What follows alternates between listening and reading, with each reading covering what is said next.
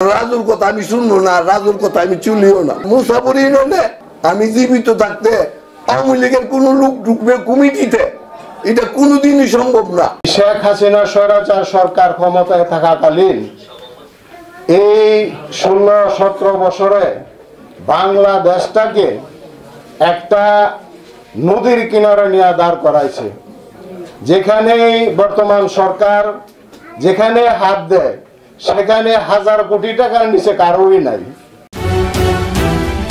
আপনারা দেখছেন তাজা খবর 24।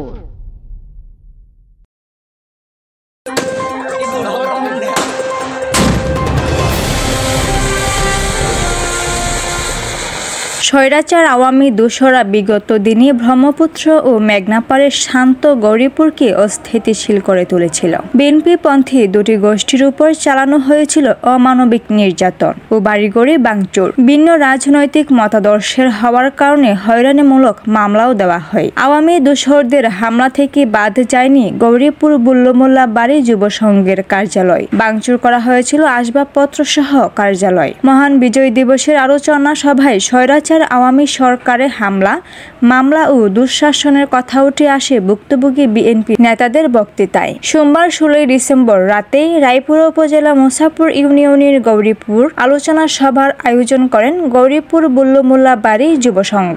বিএনপি ও গৌরীপুর বুল্লমোল্লা বাড়ি যুব সংঘ উপদেষ্টা মীর কাসেমের সভাপতিত্বে উপস্থিত ছিলেন মুসাপুর ইউনিয়ন বিএনপি সভাপতি জালাল উদ্দিন, মীর হোসেন, মীর বিল্লাল, কামাল পাঠান, সায়েজ উদ্দিন, সনেট আলম, শামীম পাঠান, ইউনিয়ন স্বেচ্ছাসেবক দল সভাপতি তাসির চেরাগী, মুসাপুর ইউনিয়ন ছাত্রদল সাবেক সভাপতি শিহাব মির্জা, নীল মিয়া, শফিকুল ইসলাম, হারুন মিয়া, শ্যামল মিয়া, ছাত্রদল নেতা মীর শাফিন, নীরব মিয়া, বরকত ও কামাল মিয়া, বাবু ও জিসাস, জাকির সহ সংগঠনের আরও সদস্যরা কেক কাটা ও আকাশে আতশবাজি ফুটিয়ে এ সময় বিজয়ের 53 বছর উদযাপন করেন সংগঠনের সদস্য ও স্থানীয় বিএনপির কর্মী ও সমর্থকরা। দুঃশাসনের দীর্ঘ 16 বছর পর এমন আয়োজন করতে পেরে আনন্দ মেতে ওঠেন গৌরীপুর এলাকার সকল বয়সী লোকজন। বিস্তারিত দেখতে থাকুন নিজস্ব প্রতিবেদনে। আর আমাদের এই সংগঠনের ভোটটা আপনারা দেখে যাবেন, এই আওয়ামী লীগ হায়ানা বাহিনী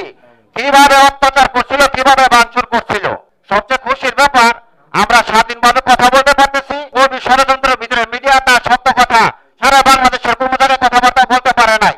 এই কষ্ট করে আমরা দল ছাড়ি নাই। এই জিনিসটা আপনাদের কাছে বিশালভাবে থাকবো, এই জিনিসটা আপনারা তুলে ধরবেন। রায়পুরা উপজেলা প্রাক্তন বিএনপি সভাপতি নাসিরউদ্দিন সাহেব আমাদের গ্রামের কৃতি সন্তান, উনি নাই, এই বাংলা সমাজ স্বাধীনতা দেখে যেতে পারে নাই। খন্দকার ইউনূস উনিও দেখে যেতে পারে নাই। অনুরোধ থাকবে আমরা 10 মিনিট একটু নীরবতা পালন করি এই পূর্বাঞ্চলের কৃতি সন্তানদের জন্য। শেখ হাসিনা স্বৈরাচার সরকার ক্ষমতায় থাকাকালীন এই 16-17 বছরে বাংলাদেশটাকে একটা নদীর কিনারে নিয়ে দাঁড় করাইছে, যেখানে বর্তমান সরকার যেখানে হাত দেয় সেখানে হাজার কোটি টাকার নিচে কারোই নাই। এই ব্যাংক কোনো অবস্থাতেই বিলুপ্তি হতে দেওয়া যাবে না, ব্যাংকগুলিকে আবার পুনরায় দাঁড় করাতে হবে। বিদায় এই সরকার 22,500 কোটি টাকা ছাপাইছে, ছাপায় সারা ব্যাংকগুলির অনুদান দিছে। অনেক মানুষ নিহত হয়েছে, মারছে, গুম করছে, খুন করছে। কথা বললেই জেল জরিমানা, গুম, খুন এগুলি তো আছেই, এগুলি তো নিত্যদিনের ব্যাপার। আজকে আমরা এখানে দাঁড়ায় কথা বলতাম পারতেছি, স্বৈরাচার সরকার থাকলে এখানে আমরা বসতাম? কোনো অবস্থাতেই না। 5 আগস্টের যে বৈষম্য বিরোধী ছাত্র আন্দোলনের এবং তাদের সাথে বিএনপি এবং অন্যান্য জনগণ, এক কথায় সর্বস্তরের জনগণ সংগ্রামের ফল আমরা আবারও দ্বিতীয় স্বাধীনতা পেয়েছি। এই আওয়ামী লীগের প্রেতাত্মারা অবশ্য পলায় গেছে, গুম হয়ে লইছে, পলায় লইছে, কিছু দেশে আছে, কিছু বিদেশে গেছে। বিদেশে থাকিয়া এই স্বৈরাচারী বদমাইশ মহিলা ওইখান থেকে ষড়যন্ত্র চালাই যাচ্ছে। এগুলির পিছনে হাসিনার হাত। তার কারণ হাসিনার অবৈধ লক্ষ কোটি টাকা অবৈধ টাকা আছে তার কাছে, সেই টাকা দিয়ে ওই এগুলি করে। আমার নেত্রী বলছিল আমরা প্রতিশোধ নিব না, পুতিনদের রাজনীতি আমরা করব না।